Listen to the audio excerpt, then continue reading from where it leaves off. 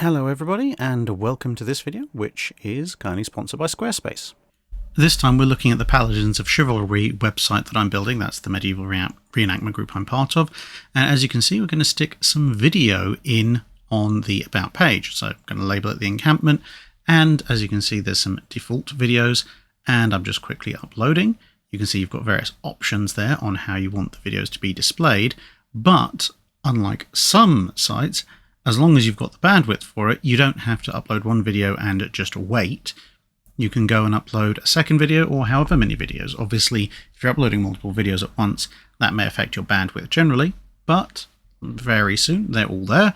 And then you can see I'm going to put this on autoplay, but to do that I have to mute the video. Put it on a loop as well, I think. But that's quite a useful feature, because the last thing you want when a site autoplays video is for it to start blaring sound at you. So with Squarespace, it's actually actively mitigated against in that you cannot have an autoplay video that also has sound. But just like that, in a very short amount of time, the website has been enhanced with a couple of extra videos demonstrating what we do. So hopefully at some point we'll be able to make this site live. Uploading video is easy.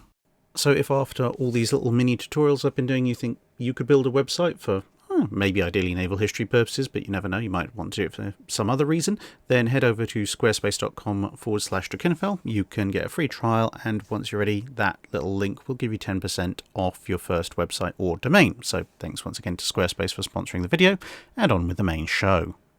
Hello everyone!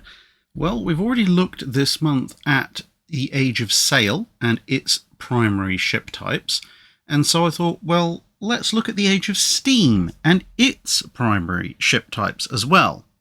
So we're going to look at 4 main categories: General Escort, Fleet Escort - Fast Attack, Cruisers, and Capital Ships. And within those, obviously there'll be lots of separate little designations, which I've put roughly speaking in size order, but with certain influences towards date as well. Now you will notice there is a slight discrepancy between the Age of Sail ship type video and this one, in that the Age of Sail one kind of leaves off at the end of the Napoleonic War period. This one essentially picks up in 1860, so there is a kind of a 50-year gap.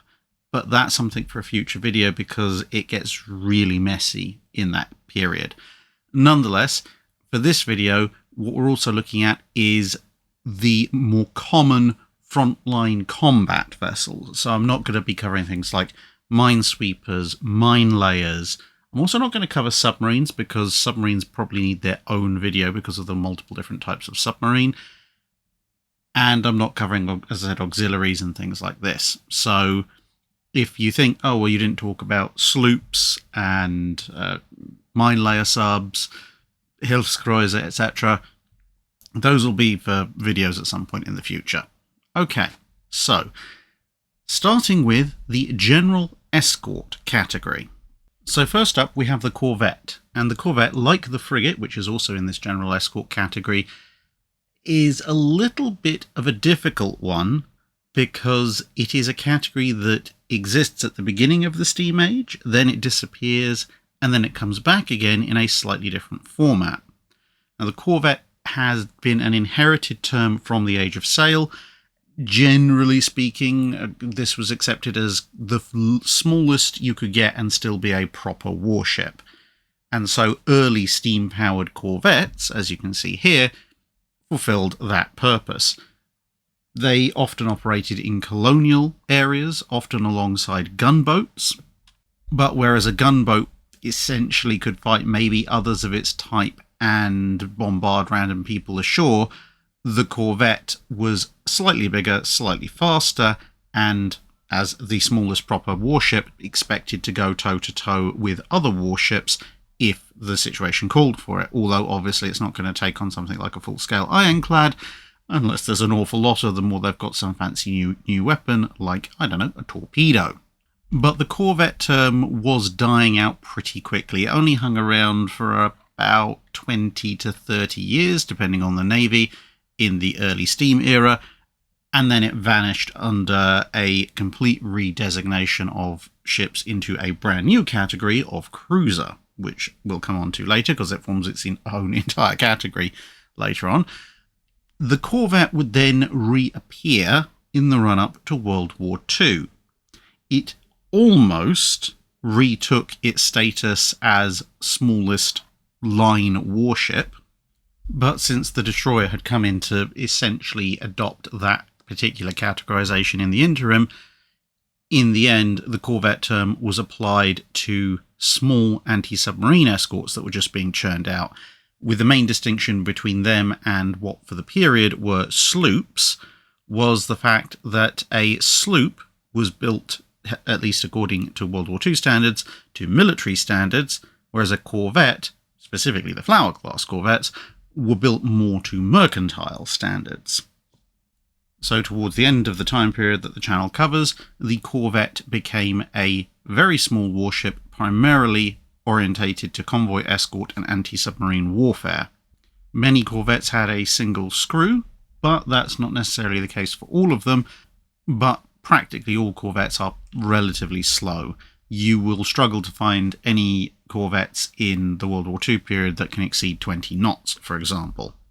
Then above the Corvette comes the frigate or destroyer escort. The destroyer escort being a US term for pretty much the same kind of vessel, but one that didn't actually survive too long. The US ended up adopting the frigate nomenclature a little bit after the time period that the channel covers, so we're looking at both frigates and destroyer escorts for this point. And the frigate, which I'll just use the term going forward, is essentially like a Corvette, but better. So they are faster, somewhat more heavily armed, and almost universally, if not universally, they do have two propeller shafts. In fact, the River-class frigates, which is what reintroduced this particular term to the naval world, were originally going to be termed twin-screw corvettes, but their capabilities were so much in excess of a Flower class that it was decided a new name was needed. Now, of course, frigate had been a ship title back in the Age of Sail, and that had continued through into the early Ironclad age, where the frigate was the smaller line ship compared to the battleship. Unfortunately, there were a couple of problems with this. Firstly, the colloquial nomenclature of frigates had drifted towards a ship with relatively few guns compared to a ship of the line, and a ship that had a single gun deck as a result. With the expansion of the size of guns, even the capital ships like HMS Warrior only had a single gun deck, which for a while led to some calling HMS Warrior an armoured frigate, when she was far more powerful than any other frigate, and also far more powerful than any other ship of the line. She was clearly a capital ship, not a frigate, and this led to some problems because there was still this idea that you needed a smaller warship that was still a true warship, apart from your big expensive capital ships. But it turned out that when you tried to downscale an Ironclad to a displacement that was sufficiently small enough that it could be termed a frigate, specifically an armoured frigate, there were a lot of issues around the efficiency of the design, its top speed, its survivability, and its cost effectiveness, because thanks to the square cube law, if you're slapping massive slabs of iron on either side of a ship, and indeed on the bulkheads, if you make a ship substantially smaller, as it turned out, compared to the early Ironclads, which were in the region of 8,000 to 10,000 tons, you actually struggle to get a useful ship design, especially considering that as a frigate it was supposed to be able to run away from bigger ships, and a number of the early armoured frigates actually couldn't. This was then complicated even further by the fact that frigates in the Age of Sail had carried 12, 18-pounder, maybe even 24-pounder cannon for the majority of the time, whilst the capital ships had carried 42-pounder, 36-pounder, 32-pounder guns, and then 24-pounders as a secondary, so they generally had bigger guns as well as more of them, whereas in the early days of the Ironclad, everybody was pretty much carrying the same types of guns. So in the Royal Navy, 68-pounders, and briefly the unlamented 110-pounder Armstrong. And this, of course, meant you couldn't give the frigate much thinner armour, because the same calibre of shot was being thrown around left, right and centre, so the armoured frigates needed almost as much, if not the same armour as the ironclads, at which point you were just making a smaller, less efficient ironclad. As the size of capital ships and the calibre of guns started to rise, it seemed like there would be a brief moment of hope for the frigate, as by the 1870s it was now possible to build an efficient enough, relatively swift, lightly armoured ship that was substantially cheaper than an ironclad, had a useful military role, and could run away from most of the big ships that might otherwise eat it for breakfast. But, like the Corvette, and indeed the sloop, this designation fell away in the 1870s and 1880s as the cruiser term came into effect. So skipping back to the Second World War, with the frigate term resurrected in a slightly different location as a kind of large escort vessel, and very much a second-line warship in most cases, the frigate soon started to compare itself relatively not so much with its Corvette predecessors, but more with destroyers, especially when it came to hull form and number and type of guns, at which point the frigate tended to be seen as like a destroyer, but smaller, slower, and with fewer weapons of each individual type. So when you look at the John C. Butler class, of which USS Samuel B. Roberts of Battle of Samar fame is one, and you compare her to her Fletcher class contemporaries, she has the same 5-inch guns, but she only has 2 of them. She has the same 40mm and 20mm guns, but again, fewer of them. She has a triple torpedo launcher using 21-inch torpedoes, the same as a fleet destroyer, but she only has a single triple launcher of them. And she has an extensive anti-submarine warfare armament because that's her main job. She's also a bit slower at 24 knots, as long as you don't want to break the engines. But frigates and destroyer escorts were beginning to approach the displacement that pre-war destroyers had been at. So if you look at interwar destroyers, and certainly late World War I destroyers, 1,100, 1,200, even 1,300 to 1,400 tons wasn't an unusual displacement for a fleet destroyer. By the middle of World War II, this had gone up to 1,800 to 2,200 tons or more, and the frigates and destroyer escorts were now occupying that 1,100 to 1,400 ton displacement bracket. And this nomenclature of the frigate being a primarily anti-submarine warfare, smaller version of a destroyer has effectively continued past the time the channel covers through to pretty much today. And then finally, in the group of escort ships in the time that the channel covers, we have the escort destroyer, which is different from the destroyer escort, or frigate, and this can be typified by the Hunt class, which you will sometimes find referred to as Hunt class escort destroyers, or even Hunt class destroyers. Now, when it comes to a escort destroyer versus a destroyer escort, or frigate, displacement is actually roughly in the same ballpark, depending on which exact class of ship you're looking at on both sides of the equation.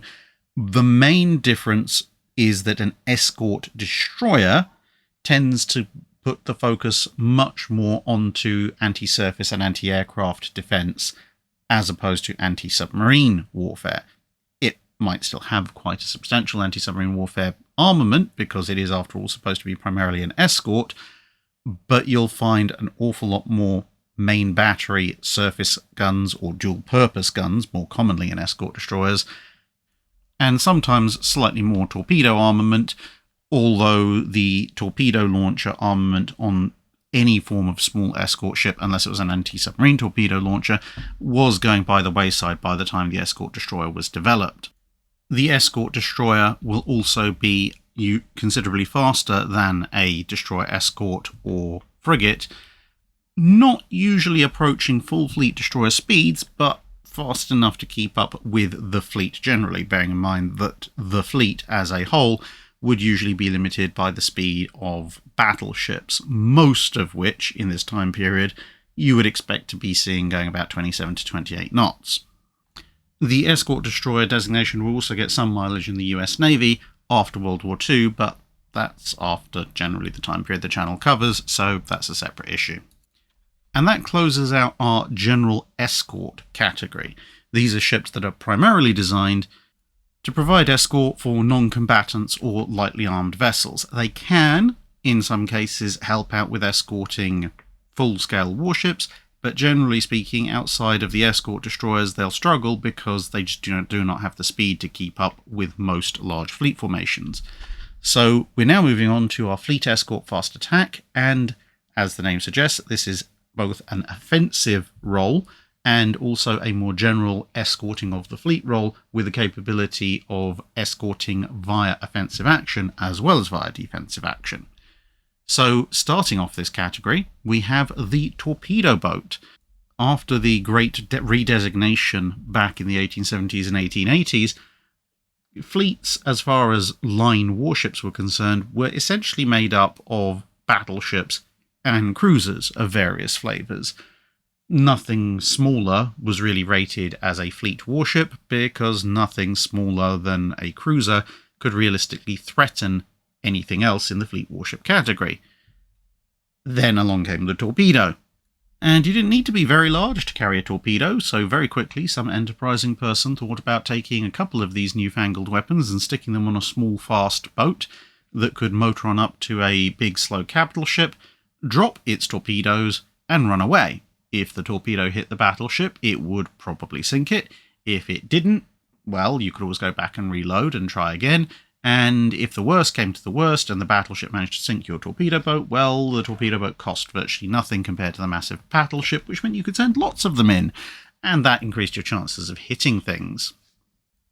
Now, somewhat like the Corvette and the Frigate, the torpedo boat would actually disappear and reappear, although unlike the Corvette and the Frigate, the torpedo boat was a creation entirely of the steam era.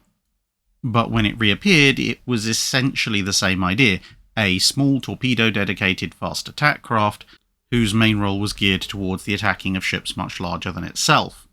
Whilst both the original torpedo boats and their early World War II revivals were focused around small, cost-effective attack methods, in the World War II period, there were other small, relatively cost-effective torpedo-based attack methods, whereas the first time they came up, they were pretty much the only game in town.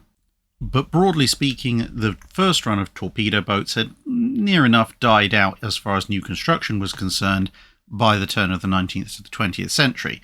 And yes, before anyone says in the comments, some navies did retain the torpedo boat designation for their small fast attack craft, particularly the German Imperial Navy. But when you look at their capabilities and designs, as you'll see in a minute, they are pretty much following the trend of everybody else and are more properly renamed destroyers, and usually are in most books as a shorthand.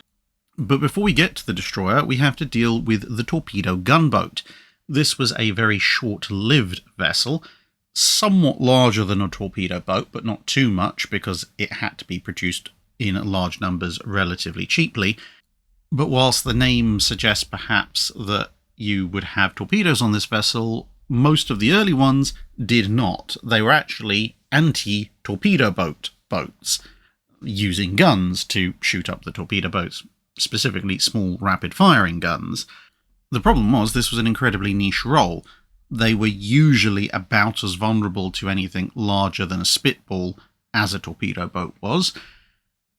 And their guns, because they had to be small and fast-firing to take out torpedo boats, weren't really all that much of a threat to anything larger than a torpedo boat or another torpedo gunboat, which left them in an incredibly niche position, which could see them pretty useless if the enemy didn't show up with any torpedo boats, or they managed to destroy all the enemy torpedo boats early in a battle.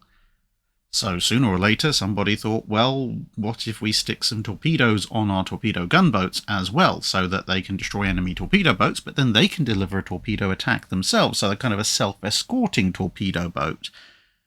But they're also a craft that can destroy other torpedo boats, and for that obviously they have to retain a fairly good top speed, and the torpedo gunboat, by this method, essentially became the torpedo boat destroyer, which very quickly became shortened to destroyer. And the destroyer rapidly became the quintessential small, full-scale warship of almost every fleet on the planet. As we just mentioned, it had torpedoes, so it could attack capital ships. It had guns, so it could defend itself from others of its kind. And of course, because it had the speed, it meant it could intercept and defend other ships from others of its kind as well. Starting out at a few hundred tons, by the time the channel's coverage period ends, as I mentioned earlier, some destroyers had gotten up to 2,500 or 3,000 tons or more. Armament had increased from a couple of 12-pounders or a 3-inch gun to 4, 5, 6, or in some cases even 8 guns of a caliber that ranged by the end of World War II to between 4.5, 4.7, 5, 5.5 and even 5.9-inch guns, although some of these bigger ones were somewhat less successful.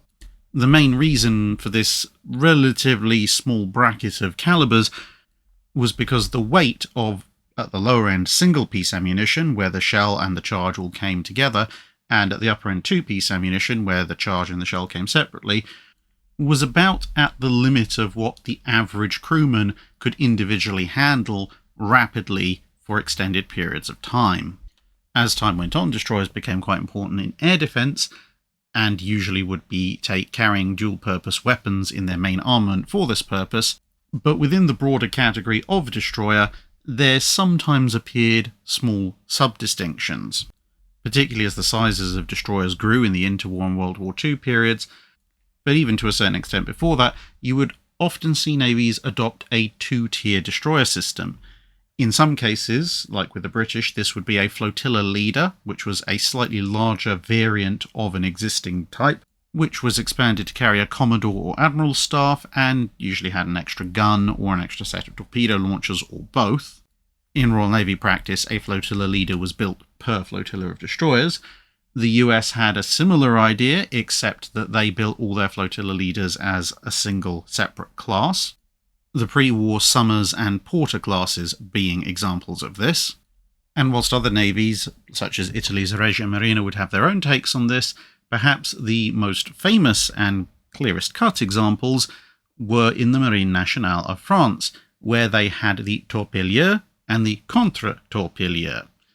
The Torpilleur was a small, fast destroyer, which was essentially not a torpedo boat purely by dint of the fact it still carried a relatively decent gun armament, but whose primary objective was to run in and torpedo things, and the Contre-Torpilleurs, which, compared to the Torpilleurs, were almost reenacting the torpedo boat versus torpedo boat destroyer dichotomy, which were incredibly fast, very heavily armed, still carried torpedoes to shoot at enemy capital ships if necessary, but whose primary job was dedicated defence against ships like torpilleurs or more general destroyers from enemy navies.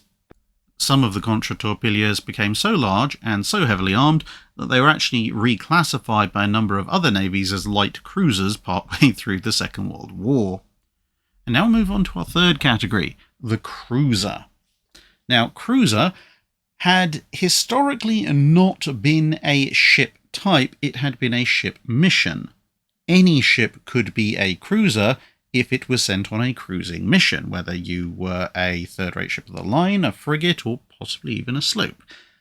But with the confusion of designations in the 1860s and 1870s, as corvettes, sloops, frigates, and other traditional designations struggled to find a role, as we've already mentioned further down this list, it was decided, in the Royal Navy at least, to adopt a new system where ships that were not battleships, but were still warships, would be designated as cruiser. And there would be various subdivisions, which we're about to talk about. As the Royal Navy was by far the largest navy on the planet and the most present across the vast majority of the world's oceans, most other navies tended to just catch on and follow this trend, even if various legacy designations did remain elsewhere. And because of the sheer inertia of the Royal Navy and then the pickup by all the other navies, quite often you do get some retrospective renamings in various books these days just to help clear up confusion. Nonetheless, let's press on with our cruiser types. The smallest of these was the scout cruiser, a concept that never quite managed to get a continuous run, but also never quite died out long enough to become completely reworked the way that Corvette, frigate, and almost torpedo boat did. The scout cruiser was held to be a small, fast, essentially unprotected, but possibly having a small amount of armour cruiser with relatively small guns, quite often destroyer caliber guns, just a lot more of them, and was supposed to run with the destroyers, acting as both a gigantic flotilla leader and a rather significant destroyer of enemy destroyers, which, given the origin of the destroyer as the torpedo boat destroyer, was almost repeating history, just on a slightly larger scale. But it was also supposed to, as the name suggests, be a scout providing eyes and ears for the fleet. Being a somewhat larger vessel than the accompanying destroyers, it could of course have a higher set of masts, people could see further, it could carry the newer wireless gear, it could get messages around a lot more easily, and you saw this concept crop up before World War I. It mostly went away during World War I, although it was dying out already. But the World War I era Arethusa class still gave good service, despite having initially been scout cruisers. Then dying away during most of the interwar period, but popping back up again in some cases with some smaller ships, such as the smaller of the Italian Condottieri series. And as we saw with the destroyer designation, some destroyers even ascended into this rough bracket as well. Then you have the protected cruiser. Now, the protected cruiser is a very broad category into which most of the older corvettes, sloops, frigates, etc. were generally lumped when the term cruiser was first codified, but relatively quickly the protected cruiser became its own separate designation. The name protected came from the use of the protected deck, what we might colloquially call, and indeed was called at the time, the turtleback deck. This is a curved armour deck, and early on it could be completely curved. Later on you would tend to have either sloped or curved edges and a flat in the middle, amidships. But the point of this armour was to provide protection for relatively minimal weight to the ship's magazines, to the area of the ship below the waterline for the most part, and to the ship's machinery. This did mean that everything above the waterline was usually quite vulnerable to shell fire, but because you sink ships by letting water in the bottom, not letting air in the top, in theory a protected cruiser could take a heck of a battering and still actually remain afloat. This deck armour didn't tend to be very thick either, because usually protected cruisers were only expected to fight other protected cruisers, and as a whole they tended not to carry particularly heavy armament, at least at first, usually guns in the 4 to 6 inch range, and mostly towards the lower end of that.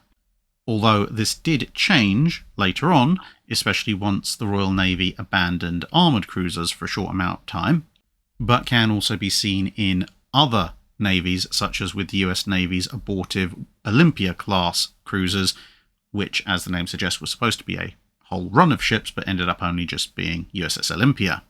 The Royal Navy broke its protected cruisers up into first, second, and third class vessels, and some other navies had approximately similar designations, with the third class being essentially similar to old school corvettes. They were the smallest accepted full-scale warship. They tended to have only a few guns, and also didn't have the world's best speed. They were more along the lines of colonial protection and maybe on a good day trade protection vessels, more useful for showing the flag and oppressing people who didn't have quite your same technological level than anything else. The bread and butter of the protected cruiser category was the second class protected cruiser. This was bigger, this would also be faster, this would be your fleet scouting screen for the most part. It was also much better at commerce protection or commerce raiding, because they tended to be faster and longer ranged than third class cruisers. They would either carry significantly more guns of a small caliber, or a few guns of a larger caliber, or quite often a mix with a few heavy guns and still a reasonable smaller gun battery. Unsurprisingly, their displacement tended to be somewhat more substantial than a third-class cruiser, and their protected deck also tended to be a little bit thicker. And then you have the first-class protected cruiser. Now, these were not quite as common as the second class, which broadly can probably be seen as the exemplar of the protected cruiser type. The first-class protected cruiser, at least in the Royal Navy, came about when the Royal Navy abandoned the armoured cruiser for a while, and their big cruisers thus became first-class protected cruisers with just the protective deck, and now their guns really went up in size. So whereas for the time period and immediately before, a third-class cruiser might have something in the region of a few 4-inch guns, a second-class cruiser might have a few 6-inch guns or a couple of 6-inch and some 4-inch. A first-class protected cruiser would have some really big guns, similar to what armoured cruisers would have, the category we're going to come to next.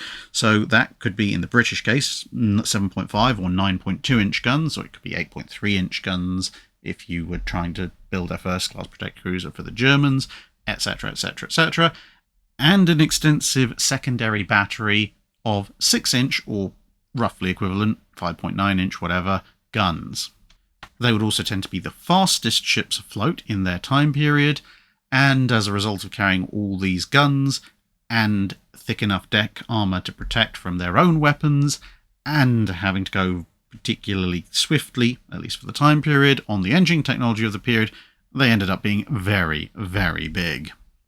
But relatively quickly, they were superseded by the re-emergence in the Royal Navy of the armoured cruiser, a type which hadn't really gone away anywhere else.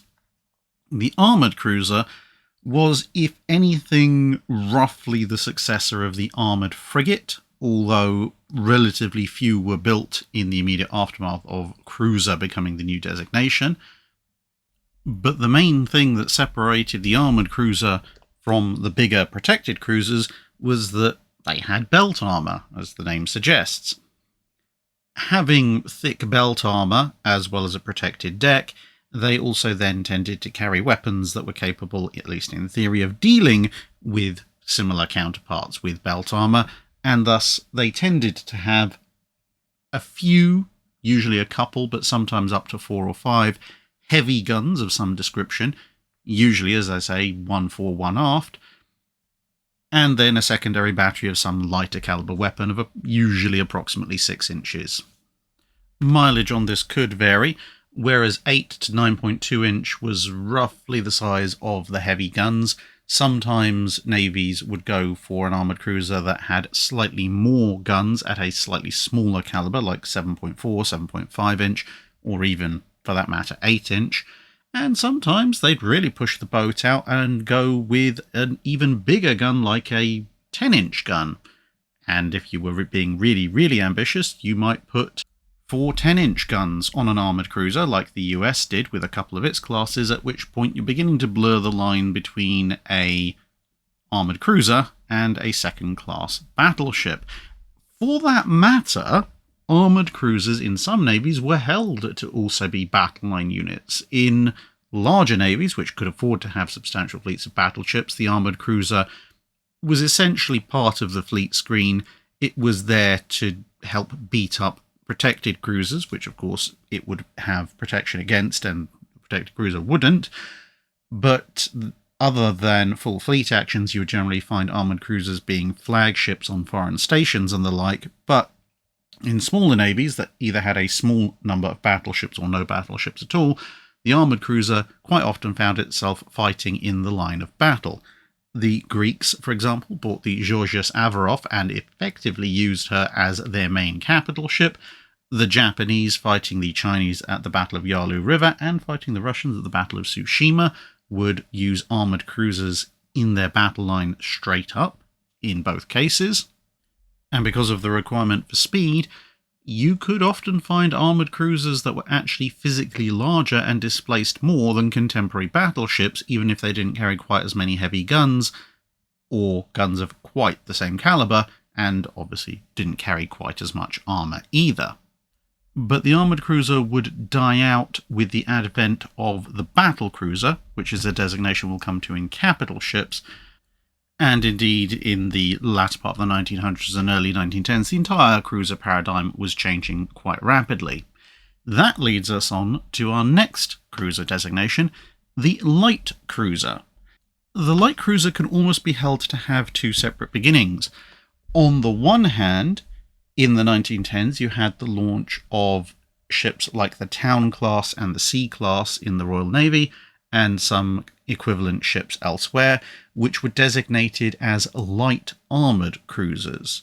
The reason for this being that they had belt armour, which technically made them an armoured cruiser, as opposed to a protected cruiser that would only have a protective deck, but they were significantly smaller and carried significantly lighter guns than your average armoured cruiser, and they were significantly faster. As a kind of jack of all trades, you could find this kind of ship in your fleet screen, you could find it as the flagship for large destroyer formations, you could find it doing commerce protection, you could find it doing commerce raiding, you could find it doing practically anything except fighting in the battle line. And very quickly, light armoured cruiser, which was a bit of a mouthful, was shortened to light cruiser, hence why at places like the Battle of Jutland you can read about the 2nd Light Cruiser Squadron. But as the 1910s saw the death of the armoured cruiser, there was nothing to compare a light armoured cruiser or a light cruiser to, and so it just became a cruiser, at least until the London Naval Treaty came along, and the term light cruiser came back into use again, in a pattern that did actually have a few parallels with the difference between a full-scale armoured cruiser and a light armoured cruiser in the late 1900s and early 1910s. And this was that in the London Naval Treaty, a split was made. Under the Washington Naval Treaty, cruisers had effectively been capped as ships of up to 10,000 tons and up to 8-inch armament, which of course meant everybody built ships that were 10,000 tons, at least on paper, and had 8-inch guns. The London Naval Treaty refined this to say, okay, navies can have a fixed number of 10,000 ton ships with 8-inch guns, and everything else in their cruiser displacement allowance has to be ships that, okay, we'll let you have up to 10,000 tons, but your gun caliber is limited to 6 inches. There were a number of reasons that various countries, especially the UK, sought for this differentiation to be made. Partly the UK hoped that with a 6-inch ship that would force people back into making smaller, lighter, cheaper cruisers, which is what it needed for its empire. But there was also a thought at the time that since cruisers still needed to be quick, you couldn't really afford to drop the speed and therefore the weight of the machinery.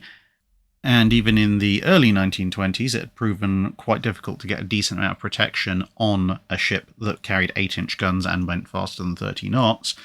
And now you are having to also install torpedo defense systems, anti-aircraft systems, new sensors, and that was only going to get worse later on. And so it was thought that perhaps with armour being, not enough to resist 8-inch gunfire, perhaps a ship armed with more rapid firing 6-inch guns could rapidly overwhelm an 8-inch armed vessel, even if that 8-inch armed vessel could hit harder on a per shell basis simply by hitting it with many smaller shells before it could get any major hits in itself.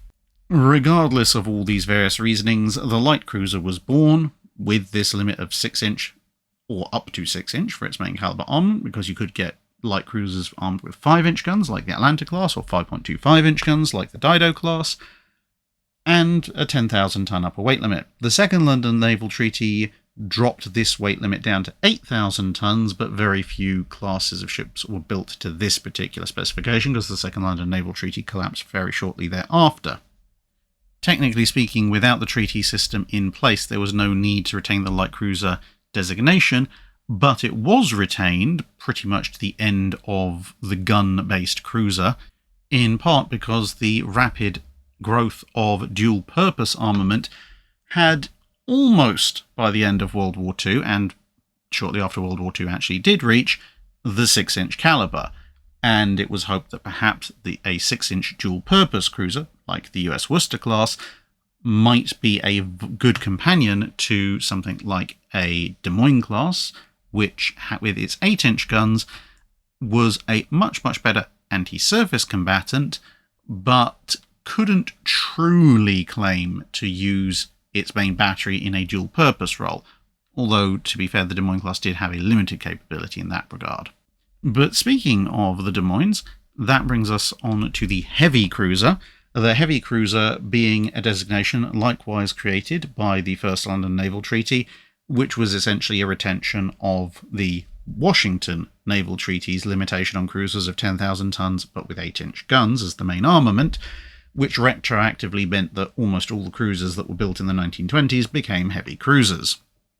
Most heavy cruiser designs that didn't horrifically cheat the treaty restrictions tended to have some fairly major limitations, usually in terms of either protection or stability if they didn't try and skimp on the protection, simply because it turned out that 10,000 tons was really not quite enough almost from the get-go to build a fully rounded 8-inch cruiser. And so when the treaty restrictions were lifted as the treaty system collapsed, or if you were the Germans, Japanese, or Italians, you simply lied about the displacement of your ship, the follow-on heavy cruisers, or the treaty breakers, tended to have significantly increased displacements for what looked like on paper, at least in terms of speed and firepower, not all that much increase, if any at all. Usually because they were just putting on what was actually decent protection for once, and then also by this point having to cope with slapping on lots of anti-aircraft systems and radar and so on and so forth.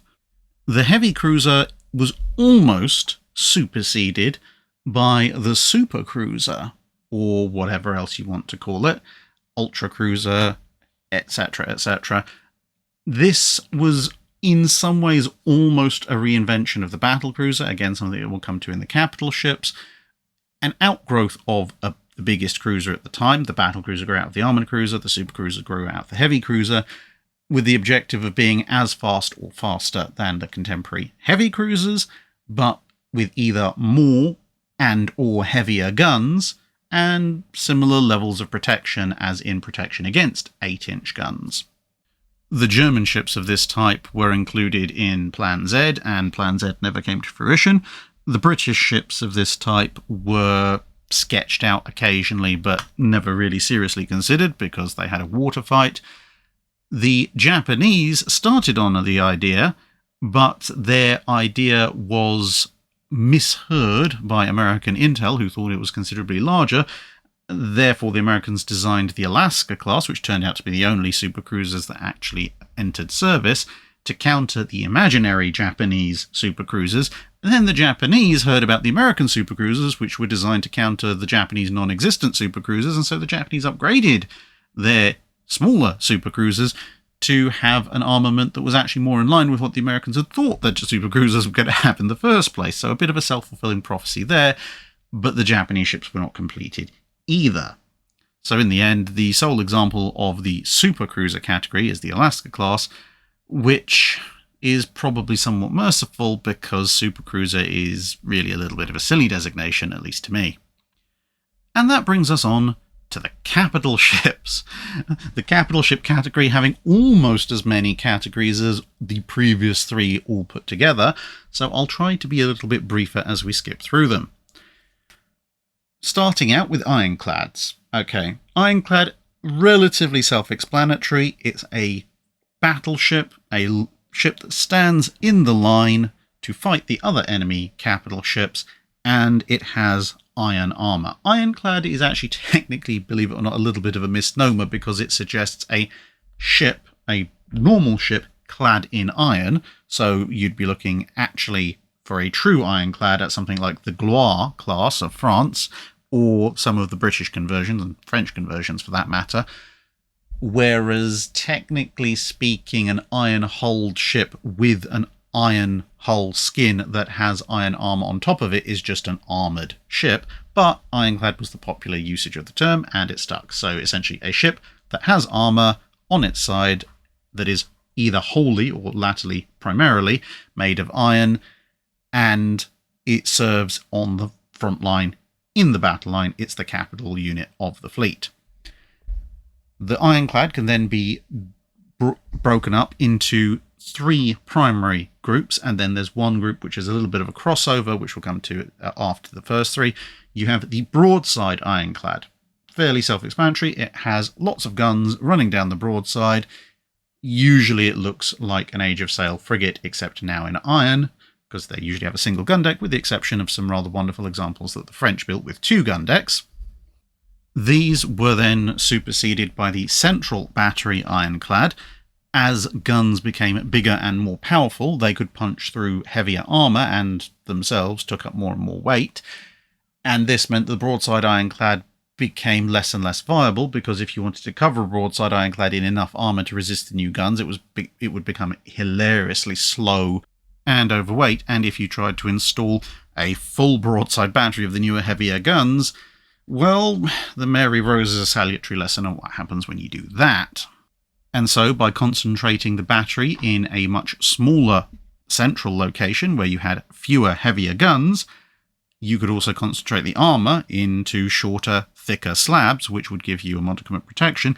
Usually, armour of some kind would run beyond the central battery to protect yourself from high explosive shells, but the only part of the ship that was held to be protected against the biggest guns in the enemy battle line was this central battery.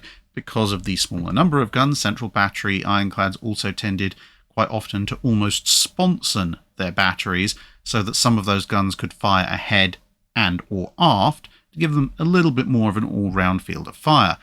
But the guns were still held within the ship on a gun deck or 2. Running competitively with and then eventually replacing the central battery ironclad was the turret ironclad. Again, a relatively self-explanatory ship where an armoured rotating turret carried the ship's heavy guns and was able to point in multiple directions, which was a little bit more efficient, at least in theory, than the central battery ironclad, which could carry, let's say, 8 heavy guns, but because they were concentrated in 2 small broadsides, one on each side, could only bring 4 guns to bear. Theoretically, an armoured turret ironclad with 2 twin turrets could also bring 4 guns to bear and only had to carry 4 guns, albeit it was now effectively carrying 2 small central batteries in the form of the armoured turret. So which was more efficient was initially a little bit up for debate, until gun sizes kept climbing higher and higher and higher, and it became very rapidly apparent that if you were going to carry the really, really big guns on any sensibly sized hull, you needed to carry as few of them as humanly possible. The main reason that central battery and turret ironclads competed for a while was because at this point steam engines hadn't advanced quite enough to be entirely relied on as the ship's only propulsion system, and central battery ironclads, as a rule, tended to lend themselves to carrying masts and sails a little bit better than turret ships did. We now get onto a ship that is not technically truly an ironclad, because both ironclad vessels and the subsequent steel-clad vessels both were designed to this particular specification, and that is the barbette ship. Essentially what was happening was the weight of turrets, which were fully armoured all around, and obviously on the turret roof as well, was getting so much that in order to maintain stability, ships' freeboard was sinking lower and lower, and this was negatively affecting their seakeeping. One of the solutions was to have an armoured barbette, and then the gun would sit on top of this barbette, actually pretty much in the open.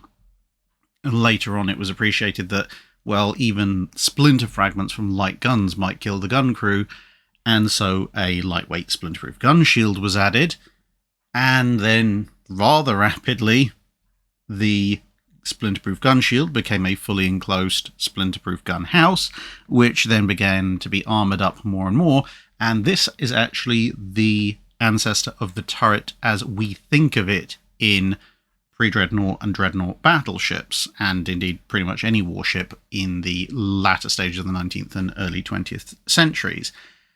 Whilst we call it a turret, it is technically a separate line of evolution from the original turret, which is more of just a round cylinder with a roof.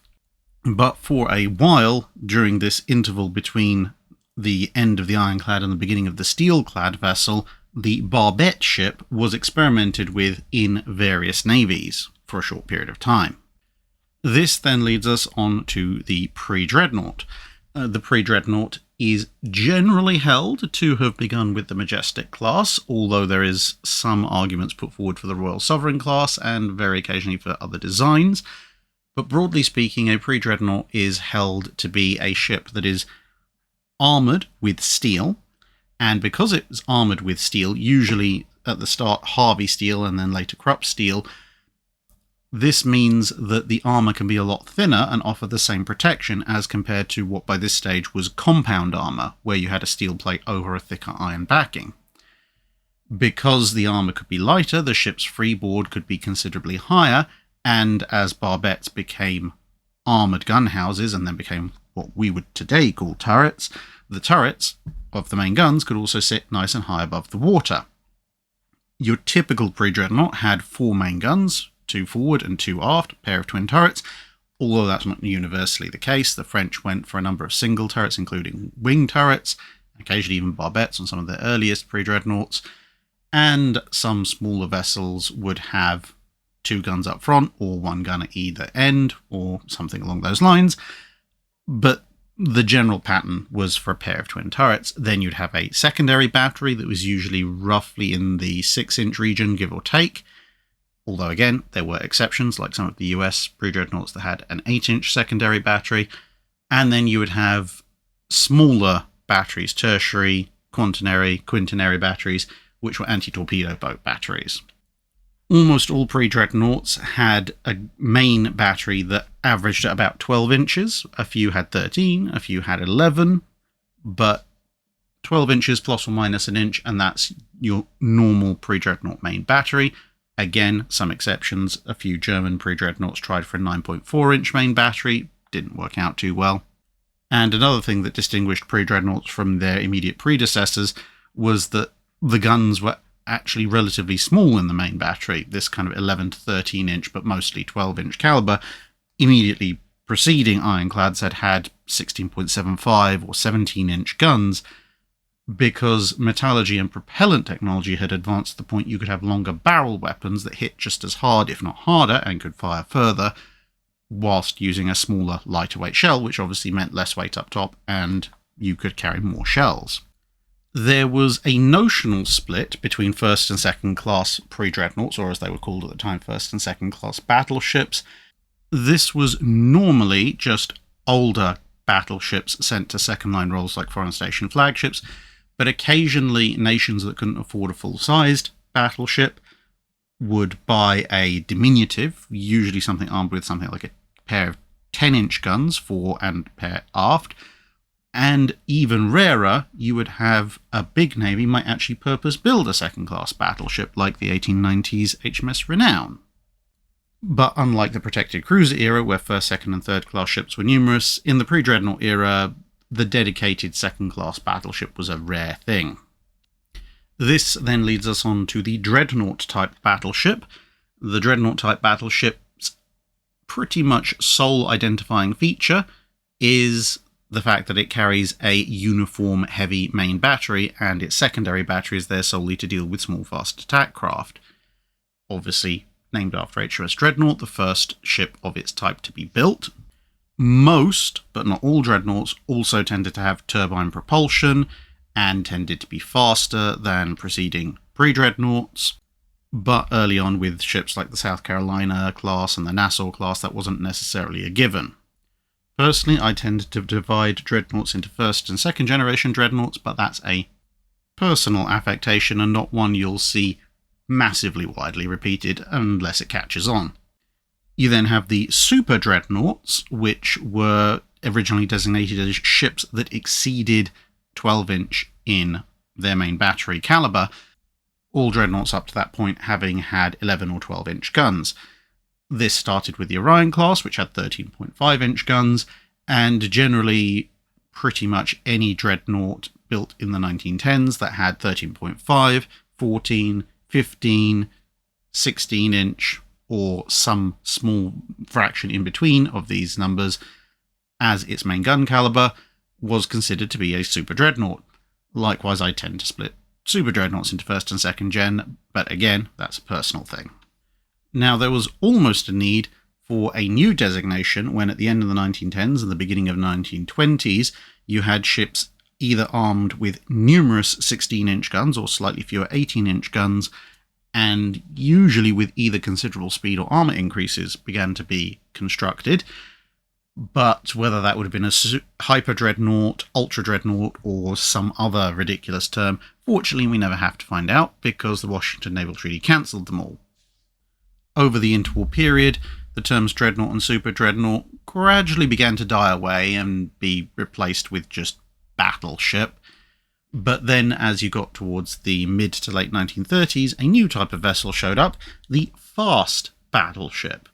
This was essentially a ship that carried a similar level of main armament to preceding ships, 14, 15 or 16-inch guns, albeit of newer technological types, mostly thanks to the treaty restrictions, but they were now capable of 27, 28 or even 30-plus knots, and this was mostly thanks to advances in propulsion technology, whereas previous dreadnoughts and super-dreadnoughts had for the most part been limited to between 21 and 23 knots, with a few exceptional outliers.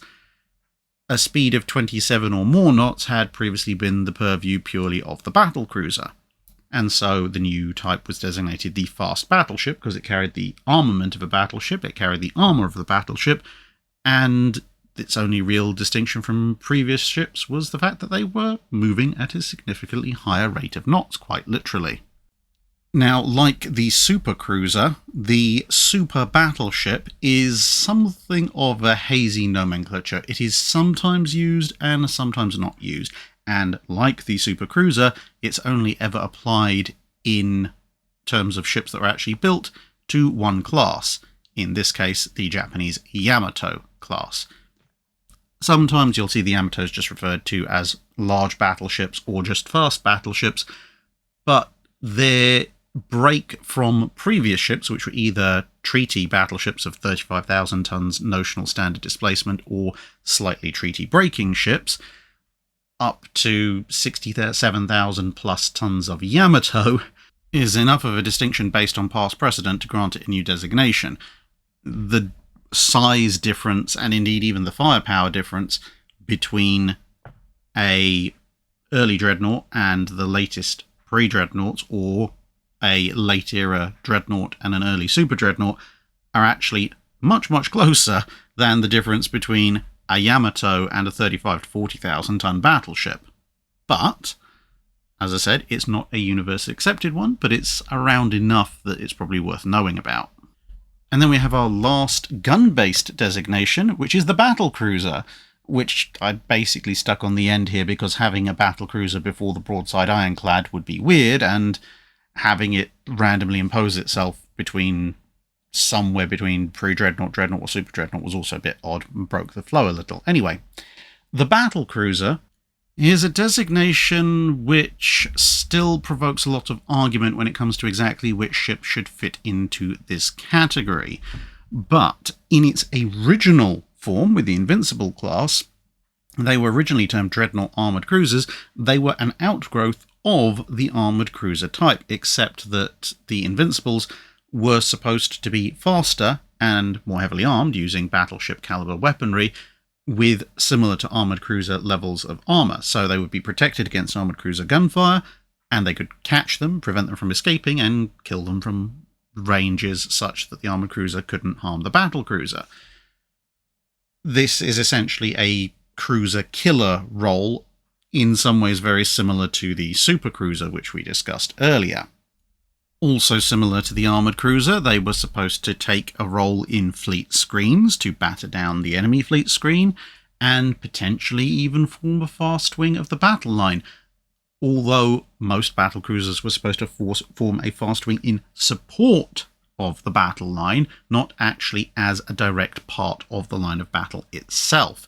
So they could be a fast wing to cut off the advance of an enemy, to harry a retreating enemy, or something similar to this, which again was basically what the armoured cruiser was generally held to be capable of doing in the pre-dreadnought era.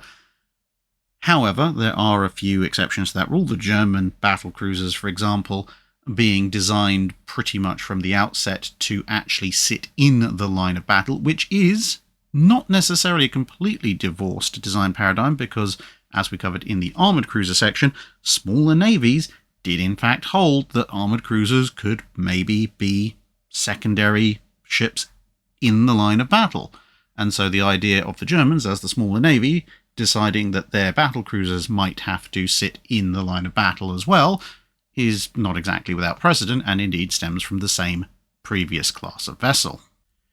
Because they tended to use battleship-grade weapons, the armament of battlecruisers tended to increase with the armament of battleships, to the point that, whilst not a completely universally applicable standard, for the vast majority of battlecruisers that were actually produced, you can follow an approximate rule of thumb that says that a battlecruiser of any given year can have its approximate performance statistics calculated without even looking at the design by assuming that it's going to be at least 4 to 5 knots faster than the contemporary battleship, carrying the same main battery minus 1 turret, and carrying somewhat less armour as a result. This will pretty much work for every British battlecruiser up to Renown and Repulse, and include them for that matter.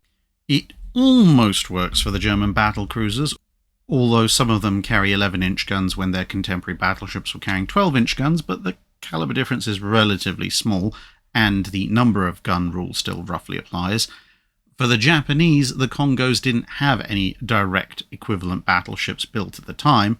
The Kawachis predated them, and the Fusos and Iseis postdated them.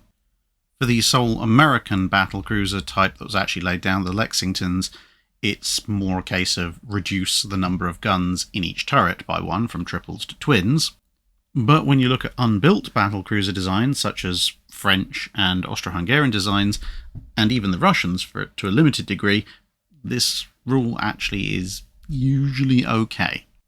But once you reach towards the end of World War I, things start to break down once again, because you get things like Hood, which has exactly the same guns as the last British battleships that were built, and indeed the designs that were roughly being sketched out at the time. She's just faster and actually has equivalent armour, which leads to some debate as to whether Hood should be considered a battlecruiser or a fast battleship. And don't get me started on the Washington cherry tree stuff like the G3s and Amagis. Thanks to the advent of the fast battleship, the battlecruiser in and of itself had essentially disappeared after the Washington Treaty enforced holiday on battleship construction expired, whereupon, as we covered earlier, the supercruiser grew up with almost the same original mission profile, and much as there's debate as to whether or not Hood is a fast battleship or a battlecruiser, using the same principles to define a battlecruiser as we've defined here, if the Montana class had been built, there could probably be a good case made for the Iowas being battlecruisers, but since they weren't, the Iowas managed to retain the title of fast battleship. And then thankfully we're actually on to the last 3 categories. This is aircraft carriers, part of the capital ship designation, and we have some very easy ones. We have the escort carrier. As its name suggests, it's designed primarily to escort slow ships, whether they be amphibious landings or convoys. Very occasionally you might find them with the fleet, but their slow speed usually means that they are outpaced by the main fleets. If anything, they might travel with a fleet to then help support an amphibious landing or something similar. A good rule of thumb is that if it moves slower than 20 knots, has an air group of less than about 35 aircraft, and doesn't have all that much in the way of self-protection, whether that be in the form of guns or armour, it's probably an escort carrier. You then have the light carrier, which is a thing that very briefly popped up with ships like Ruggiero in the early interwar period, then went away again, then came back again in World War II, and this can be either conversions or purpose-built ships, such as the Independences or the Majestics in either case. But essentially a light carrier can be defined as a carrier that is faster than 20 knots, usually fast enough to keep up with the battle fleet, although by exactly how much can vary, and will carry somewhere between 30 aircraft and maybe up to the mid to high 40s. And displacement-wise, it will have a displacement that is considerably less than whatever the Navy in question is calling its fleet carriers at the time. They also, like the escort carrier, tend to be somewhat short on protection, but they tend to have at least some. And then you have the fleet aircraft carrier. This will tend to be a fairly large ship, although in the early part of its existence, and indeed for the majority of the existence of the carrier in the period covered by the channel, this displacement is restricted by treaty. But this can be a conversion, either of a battlecruiser like a Lexington and a Cargi, Furious, Glorious, Courageous, or potentially a battleship like Eagle or Kaga, or it can be purpose-built. A fleet carrier will normally be faster than 30 knots unless there is a very good reason why not, and even if it's not faster than 30 knots, it will at least be in the high 20s. It will have a fair degree of protection, so it will have some armour to protect against shell fire and near misses from bombs, although this can vary in thickness. It will have a torpedo defense system of some description, and most of them will have some kind of armour deck, whether this be an armoured flight deck, like on some of the British carriers of the 1930s, or a hangar deck, like the Essexes, or it might be only partial, as in some other carriers. But it will be expected to either keep up with or support the fleet, and it will be expected to operate a reasonably large air wing. Now, what counts as reasonably large can depend very much on the precise size of the carrier and the doctrine under which it is built and operated. So for US carriers, the large air wing is usually 70 plus aircraft. For the Japanese, it's between 60 and 70 aircraft normally. And for the Royal Navy, it can be all over the place thanks to restrictions imposed on some carriers by their design principles. But assuming that everybody's using the same kind of aircraft handling procedures, i.e. including deck parking, to be a fleet carrier, you normally, I would say at least, have to be able to operate at least 50 aircraft if you're including a deck park. And just over an hour, that brings us to an end of our quick wrap-up and explanation of approximately what makes the main line combat warships in the Age of Steam. As I said at the beginning, there are a whole slew of little niche warships down at the very bottom end, and even once you get into a displacement that's 4 figures or more, there are still some very weird and wonderful ships occupying very specialist roles, and maybe we'll cover those in a future video. But for now, thanks very much for listening. See you again in another video.